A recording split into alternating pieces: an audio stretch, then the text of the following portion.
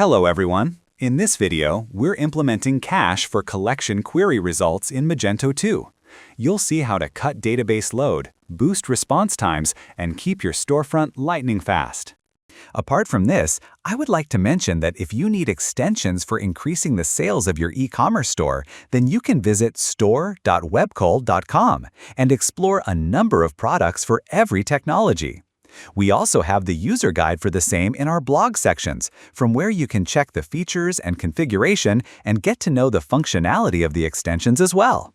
Now, let's move back to our video. Hi folks. In this video, we will understand how to implement cache and collection queries in Magento 2. We are going to learn about fetch strategies for collections in Magento 2 and how to integrate custom collection to use cache fetch strategy without customizing the PHP code. In this session, we will cover why collection caching matters in Magento 2, how Magento handle collection results by default, step-by-step how to implement caching for collection, query different ways to implement cache fetch strategy for collection, query why collection caching matters. Collections in Magento 2 often rely on database queries, and if you load the same collection repeatedly, for example, on multiple page loads, multiple blocks, AJAX calls, it can become a performance bottleneck. By caching the result of a collection or a part of it, you avoid hitting the database every time, reducing load time and database load. Also, caching helps when you have dynamic data that doesn't change for salting intervals. You can serve cache data until the condition changes. In Magento 2, you might already use full-page caching, block caching, etc. By collection caching gives you more control.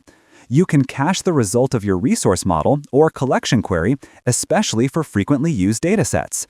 So collection caching can improve responsiveness, reduce database hits, and provide a better user experience. How Magento handles collection results by default. For understanding this, we need to know about the fetch strategy used in Abstract DB class. As we know, Magento supports caching the collection results by default, but it is initially disabled. This is so because the interface, fetch strategy interface, used in Abstract DB is preferenced by fetch strategy query. Therefore, we have to update our collection to use the cache strategy. For this, we need to update our di.xml. We have a collection called Seller Flag Reason Collection that lists reasons on the storefront. We have currently 5 reasons listed here, and these reasons are being enabled on the back end. Now, we will check implementing cache for this collection. We have implemented the cache for this collection like this.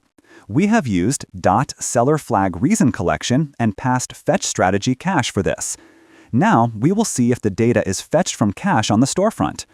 Currently, there are 5 reasons enabled and 5 reasons listed on the storefront right now.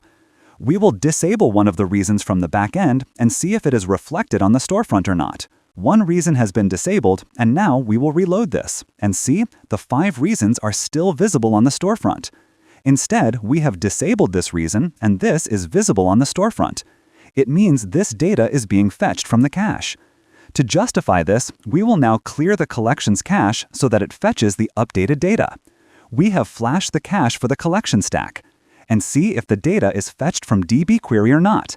Now, the disabled reason is not visible on the storefront right now. It means the data is being fetched from caching. So this was the basic method to implement cache fetch strategy for your custom collection. There are different ways to implement cache strategy for your collection. We will proceed to the next step, which is a method of cache tag. So by cache tags, on completing the system, you have enabled the cache for your custom collection. But what if you want to clean the cache by tags? Because the default store the cache with the tag collection data, as we have seen in the above example. Now, we will use this example for implementing with cache tags. Here, we have created a virtual class for this fetch strategy cache and use the same for our collection. What if we want to enable for our special class? We have third method for which we can enable the same for special classes like this. For this, you have finally enabled the cache for your collection, but it enables your collection globally. Every class that requires your collection will have cache, and UI component is also included in the same, for sure. We do not want to include the UI component to use the cache data, so for this, we will create a virtual class on the collection and add the same where we want to implement the cache strategy for that particular collection. And here is the live example of this code. We have created a virtual class for the collection and used in our block profile the reason collection. This will exclude the UI component on your Magento instance. That's all about implementing cache and collection query in Magento 2. Thanks for watching. I hope you liked it. If you have any queries, please contact us at support@webkul.com or raise a ticket at webkul.uvdesk.com.